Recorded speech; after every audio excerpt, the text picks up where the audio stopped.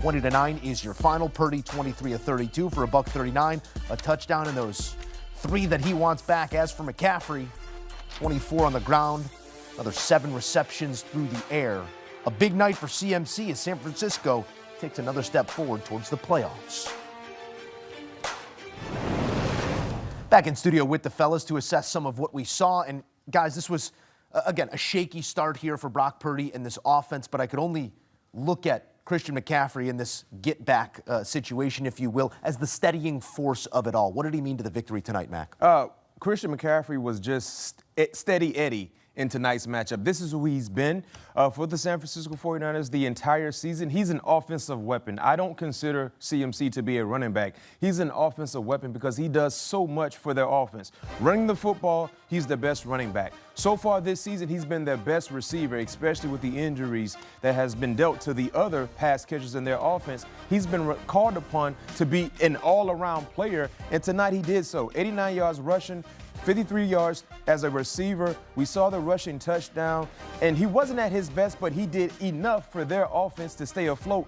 In a game, Emory, where their quarterback clearly was having a bad outing, Christian McCaffrey, George Kittle, and their defense was enough for them to get a much-needed win against the Carolina Panthers tonight. You talk about Christian McCaffrey and what he did, that was evident, that was obvious, but how about this offensive line and what they were able to do the whole game? I thought they did a fantastic job of setting the pace of what was going to happen on the ground. And in the third quarter, it was like a hot knife through butter. They were able to mow down that Panthers defensive front. They wore them down as the game went on because Carolina wasn't capitalizing when they had the ball. So that allowed this offensive line, which we talked about in our Who Has the Edge segment in the pregame show, that the 49ers had the edge up front. And when you pair that with an elite tailback, it looks like it looked tonight on a consistent basis. It's interesting because it's a victory, and an 8th one at that for the San Francisco 49ers. No matter the situation, the opponent, the outcome is what you want. 8 wins. It's a great pace in this NFC race. It's going to be high pressure down the stretch, and this is a division that is going to get 2, maybe 3 teams into those NFC playoffs. But 3 first-half interceptions leaves a sour taste in your mouth. We've seen quarterback play at a higher level from this franchise, a different name during the injury for Brock Purdy. I'm not asking one to the other, but how do you process the night for Purdy as we do project everyone forwards? Rough night, rough night. Anytime you start the game off throwing to the wrong color, it's not a good sign. But with all the chaos that was going on with Brock Purdy not being efficient, they still found a way to win this football game easily, and they covered the spread because of CMC, because of the offensive line, George Kittle, and most importantly, because of their defense. So that's something that is encouraging for San Francisco because we don't expect to see Brock Purdy throw 2 first-half interceptions, a total of 3 for the entire ball game, week in and week out. He just unfortunately had a bad game, but they won the football game defensively. Look at what they did against Carolina. Carolina, a team that came off the heels of Bryce Young having a career day against Atlanta. They were one of 7 on third downs. They had 230 yards of total offense. They were 0 for 2 in the red zone area, not to mention the interceptions that they created on Bryce Young. So that's encouraging. Let's get into the intricacy of some of these interceptions because they looked oddly similar. Those deep dig routes, middle of the field. What did you see specifically in the second one? I know something stood out to you, man. Yeah, the second one wasn't solely on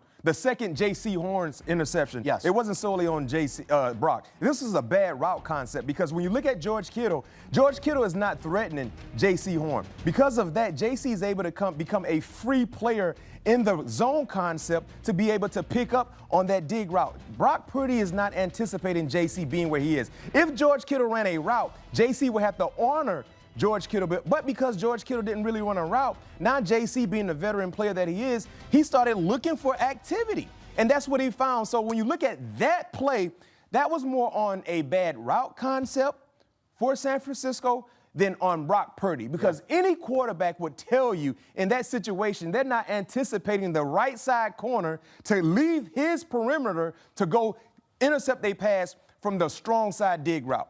That was just a bad route concept. Kudos to J.C. Horn. And San Francisco need to be thankful because if J.C.'s not concussed, he probably might get 2 more because he was definitely having a potential career like that. Concept or not, it felt like Purdy was having trouble seeing the back end tonight, Emory. nearly half of the scrimmage yards accounted for by that one man in Christian McCaffrey. We talk about it elsewhere. Buffalo comes to mind of one player having to put the cape on. Do you sense the same kind of coming to pass here for a San Francisco team offensively? Yeah, what frustrated me in watching those interceptions was that they carried the same thing about them. You talk about less gas and velocity on the football, which allowed defenders to go in and make the play on the ball. We know DBs and all Jets can't catch like that unless the ball is like thrown up, pop, fly, and which a lot of these were like balloons being thrown. Like some of you guys are good in catching the football, but some of those passes were like super soft, right? Mike Jackson and JC, those guys went and got those dig routes. What are you talking about? They were fine, you know what I'm saying? But something is up with Purdy's arm, and it looked obvious tonight. But if they're going to have to lean on McCaffrey like that and become one-dimensional, that's going to be a problem moving forward, because when we look at the other places in the NFC who are good in terms of what they can do, they can play good run defense, and that takes or minimizes, I won't say take away, but it'll minimize McCaffrey and put a lot of the onus on Purdy. You're going to have to make tight window throws with velocity against some of these secondaries. And you talk about the defense. That was one of the things we talked about earlier in the pregame show. Who had the edge? That secondary. Lynch did a masterful job. Guys that can go get the football. You saw the savvy vet move from Ronaldo Green, the little tug on the away arm, which the ref didn't see, which allowed Jair Brown to get that interception. So love what they're doing on both sides of the ball, but Purdy has to pick it up. It's all a matter of framing. You could frame it towards Brock and say we got to be better. You could frame it towards a San Francisco team that just won back-to-back games for the first time since September, rounding into form at the perfect time. I look at it as San Francisco's floor, well-established, and Carolina's ceiling, giving us the game that we saw here over this 60 minutes. Maybe we've seen the best from Carolina that we're going to see this season. We'll get there in a moment, but as for the standard for that defense in San Francisco, a season-low 9 yards, a function of something that they're doing, or more a discredit to the opponent they saw tonight, Emory? A little bit of both, because they blitzed Brock Purdy 6 times. He was 2 of 6 versus the blitz with an interception. So he could not beat the pressure. San Francisco's defense. Yes. I'm referring to. Yeah. San Francisco, they blitzed Bryce Young. Yes. And so he struggled versus the blitz. And this is a team that you saw, I mean, they showed it all night. Warner sitting up there in the booth and Bosa sitting up in the booth. So they were cold ones, like just having a good time up there, nice adult beverage. And it shows you how deep they are or talented they are in terms of how they buy into the scheme. But the secondary is at full strength. They were able to turn the ball over, and they just frustrated a team in Carolina that you talked about. Just their ceiling. We saw their ceiling tonight. Carolina, it's been a great story to this point. They had an opportunity to take the tops in that division right now. We've already looked at the schedules moving forward. It's still the Tampa Bay Buccaneers, a heavy favorite, even with a win tonight. With a loss tonight, Mac, we do feel like at an even 500 team, they're heading in the right direction, but they're not there just yet. What is the limiting factor right now for Carolina? They lack playmakers on the offensive side. When you look at Rico Dowdle, he's been a big-time asset for their success. But in the passing game, it's only McMillan and no one else.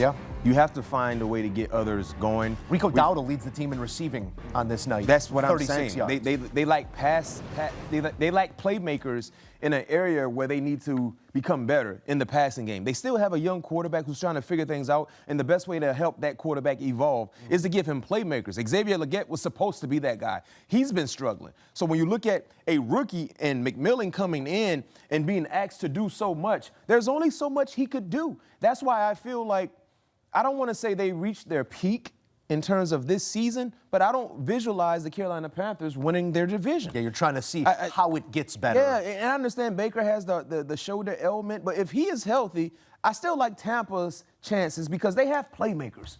They got guys. Emeka Egbuka. You look at Tez Johnson. Eventually, they get Bucky Irvin back. You know what I mean? You get Chris Godwin is now back in the fold. And when you look at their schedule the rest of the way, it's much more favorable than the Carolina Panthers. That's why this game was so important for Carolina, because Tampa just took one on the chin, and now you have an opportunity to have the hold on the NFC North, knowing how difficult your task will be moving forward, and you have to see the Tampa Bay Buccaneers also. So it was a missed opportunity, and the most discouraging thing about Carolina and how they lost this ball game, they played bad.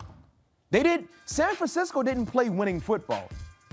Carolina just played extra losing football. opportunities. Yes. Bryce Young, You're- 169, a touchdown, 2 interceptions. It's what the numbers looked like prior to he reached that career high. How many times do you guys, Joe and Emory, and viewers also, if you see a quarterback throw 3 interceptions, that's usually a loss for that said team.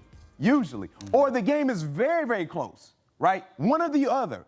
In this situation, neither happened because Carolina was just such a bad team and they didn't put forth the effort, especially on the heels of what they did last week. Yeah, not a sharp performance here from Carolina, and as we see it right now, a one-bid division coming out of the NFC South. As you just saw the numbers, the Tampa Bay Buccaneers with the inside track to be that bid. You talk about playmakers, Mac. We got some playmakers here on CBS Sports HQ. As B-Mac and others are trying to get the job done, he gets the job done with the first touchdown score. Someone said, Juwan Jennings? Well, this is a list that you don't want to be a part of if you are J.J. McCarthy. He has thrown an interception in 6 straight games to begin his career. Yeah, B-Mac's having a hard time with that one. That's tied for the 3rd longest streak over the past 15 seasons, only trailing Blake Bortles and Zach Mettenberg. Turkey Day has us giving thanks. Thanks for a Thanksgiving slate featuring 2 postseason hopefuls looking to turn around their seasons en route to a playoff push. But who has the edge? We talk about it next. Good. Don't leave me hanging.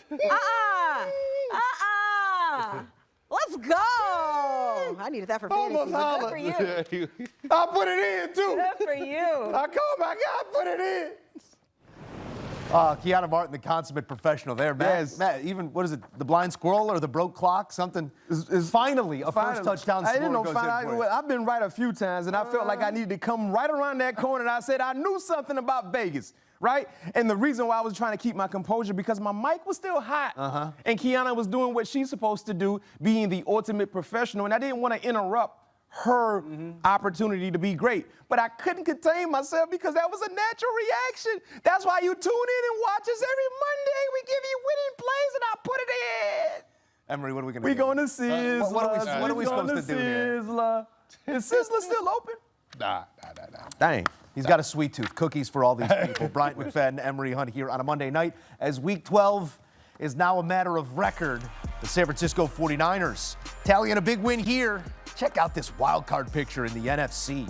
You got the NFC North, you got the NFC West, and you got 6 great teams right there. The Rams still leading the way. You're 1 seed out of the West, 9-2. Big win for 49ers Eagles and today. Bears go 8-3 aside. We will see them on Black Friday head-to-head in Philly. And then there's the South, you know.